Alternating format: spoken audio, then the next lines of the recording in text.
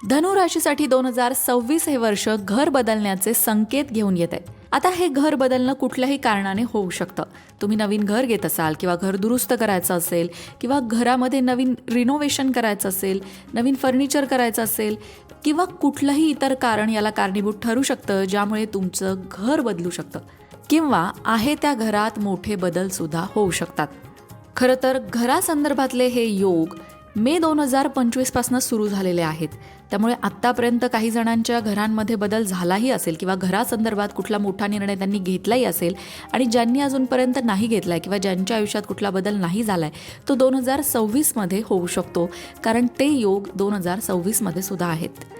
बाकी 2026 हे वर्ष धनु राशीसाठी प्रगती, बदल, नव्या संधी आणि निर्णायक वर्ष असणार आहे. तुमची ऊर्जा आणि विचारशक्ती दोन्हीही वाढणार आहे, मजबूत होणार आहे. त्यामुळे काही मोठे निर्णय जे व्यवसायासंदर्भात असतात, नोकरी संदर्भात किंवा घरासंदर्भात किंवा नात्यांसंदर्भात आहेत ते तुम्ही घेण्याची शक्यता आहे. धनु राशीची आर्थिक स्थिती 2026 मध्ये नक्कीच चांगली असेल. पैसे येण्याचे, उत्पन्नाचे साधनं वाढताना दिसतील. जुन्या गुंतवणुकीतून आता 2026 मध्ये चांगला फायदा होताना दिसेल.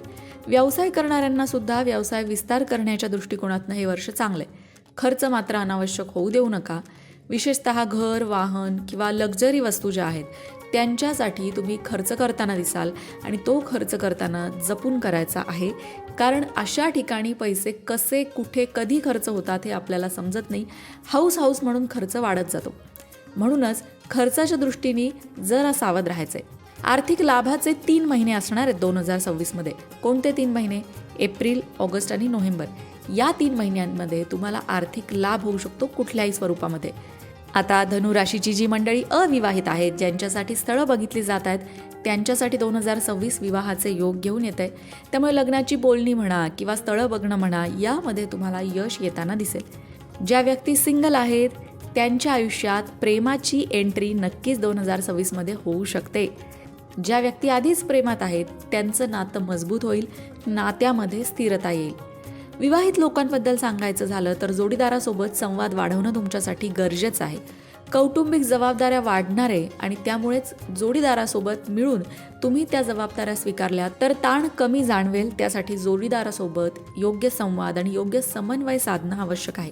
एखादी सुंदर सहल तुम्ही जोडीदाराबरोबर 2026 मध्ये अनुभवणार आहात किंवा खास असे रोमॅन्टिक क्षण तुमच्या आयुष्यामध्ये 2026 हे घेऊन येणार आहे असं म्हणायला हरकत नाही. नातेवाईकांबद्दल बोलायचं झालं तर नातेवाईकांमध्ये गैरसमज होऊ देऊ नका. तुमच्या रागावर नियंत्रण ठेवा. बाकी कुटुंबातलं वातावरण आनंदाचं असणार आहे. एखादा छोटा मोठा कार्यक्रम तुमच्याकडे 2026 मध्ये होऊ शकतो. तो कुठल्याही संदर्भात असू शकतो, पण त्या कार्यक्रमामध्ये सगळेजण एकत्र येतील आणि त्यामुळे नक्कीच तुमच्या घरातलं वातावरण आणि तुमच्या मनातलं वातावरण दोन्हीही प्रसन्न होणार आहे. सुरुवातीला म्हटलं तसं घर बदलणं किंवा फ्लॅट, प्लॉट खरेदीची शक्यता आहे. भावंडांसोबत तुमचं नातेसंबंध उत्तम राहणार आहेत. वडीलधाऱ्यांच्या आरोग्याकडे मात्र लक्ष द्यावं लागेल. आता बोलूया करिअरबद्दल. आता पहिले 6 महिने जे आहेत वर्षाचे, ते जे नोकरी करतायत किंवा जे व्यवसाय करतायत त्या दोघांसाठी महत्त्वाचे आहेत. कारण काही नवीन प्रोजेक्ट्स किंवा नोकरीमध्ये नवीन भूमिका या सगळ्या तुम्हाला मिळू शकतात, मिळण्याचे संकेत आहेत. कामातील मेहनत जास्त करावी लागेल मान्य, पण त्याचं फळ दिसून येईल.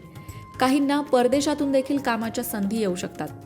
जुलैनंतर करिअरमध्ये स्थिरता आणि स्पष्टता येईल. प्रमोशन, पगारवाढ, वरिष्ठांकडून कौतुक मिळेल. नोकरी बदलू इच्छिणाऱ्यांसाठी लाभदायक अशा ऑफरसुद्धा 2026 घेऊन येईल. करिअर सल्ला जर तुम्हाला 2026 बाबतीत काही द्यायचा असेल तर तो म्हणजे तुमची निर्णय क्षमता या वर्षात खूप महत्त्वाची ठरणार आहे. कोणत्या टप्प्यावर तुम्ही काय निर्णय घेता तो निर्णयच तुमच्या आयुष्याची दिशा ठरवणार आहे. त्यामुळे घाई करू नका. योग्य वेळेची वाट पाहून योग्य तो निर्णय घ्या. योग्य तो निर्णय घेताना तज्ज्ञांचा सल्ला अवश्य घ्या. मित्रांनो, धनु राशीला शनी ढय्या चालू आहे. शनी आडीचकी ज्याला म्हटलं जातं. 7.5चा जसा प्रकार असतो तसाच हा शनी ढय्याचाही प्रकार आहे. कुंडलीमध्ये शनी जेव्हा एका विशिष्ट स्थानावरती येतो तेव्हा शनी ढय्या सुरू होते असं म्हणतात. यामध्ये नक्की होतं काय? थोडासा मानसिक त्रास होतो, थोडा अनावश्यक खर्च होतो. आता ही शनी ढय्या तुम्हाला 2025 मध्येच चालू झालेली आहे. 1 वर्ष कमी झालं आपण असं म्हणू शकतो, पण अजून तरी सुद्धा 1.5 वर्ष आहे. 1.5 वर्ष थोडासा मानसिक त्रास किंवा अनावश्यक खर्च होणं किंवा कुठेतरी मनात नकारात्मक विचार येणं यासारख्या गोष्टी तुम्हाला जाणवत असतील. त्यावर उपाय म्हणजे शनी महाराजांची उपासना करणं, मारुतीरायाची उपासना करणं हा त्यावरचा उपाय आहे. 7:30साठी जे उपाय केले जातात तेच यामध्ये सुद्धा केले जातात. त्यामुळे दानधर्म करणं, गरीब, अनाथ, असहाय्य, अपंग या लोकांना जसं तुम्हाला जमेल तसं दानधर्म करावा. सगळ्यात महत्त्वाचं म्हणजे जी कुठली उपासना तुम्ही करत आहात त्या उपासनेमध्ये मारुतीरायाच्या उपासनेचाही समावेश करावा. हनुमान चालिसा असेल, मारुती स्तोत्र असेल याचा पाठ करावा. त्याचबरोबर दर शनिवारी शनी मंदिरात जाऊन शनी महाराजांचं दर्शन घ्यावं. यापैकी कुठलाही एक उपाय तुम्ही करू शकता. येणाऱ्या नवीन वर्षाच्या तुम्हाला खूप खूप शुभेच्छा. मंडळी, वास्तुशास्त्र, ज्योतिषशास्त्र, अंकशास्त्र यासारख्या विषयांवर तुमच्या मनात काही शंका असतील तर त्या कमेंट बॉक्समध्ये नक्की विचारा. तुमच्या प्रश्नांची उत्तरं घेऊन येण्याचा प्रयत्न आम्ही नक्कीच करू. त्याचबरोबर आणखीन कोणत्या विषयांवरचे व्हिडिओ तुम्हाला ऐकायला आवडतील ते सुद्धा कमेंट करून सांगा. म्हणजे तुम्हाला हव्या असणाऱ्या विषयांवर सुद्धा व्हिडिओ घेऊन आम्ही येऊ. ज्योतिषशास्त्र, अंकशास्त्र, वास्तुशास्त्र यांसारख्या विषयांवरचं योग्य मार्गदर्शन तुमच्यापर्यंत पोहोचवण्याचा आमचा हा प्रयत्न आहे. तेव्हा तुमच्या शंका कमेंट बॉक्समध्ये नक्की विचारा. अशाच प्रकारच्या माहितीपूर्ण व्हिडिओंसाठी लोकमत भक्ती चॅनलला सबस्क्राईब करा आणि बेल आयकॉनवर सुद्धा क्लिक करा. म्हणजे आमच्या नवनवीन व्हिडिओचं नोटिफिकेशन तुम्हाला मिळत राहील. तसंच योग्य आध्यात्मिक मार्गदर्शनासाठी लोकमत भक्तीच्या फेसबुक पेजला फॉलो करायला विसरू नका.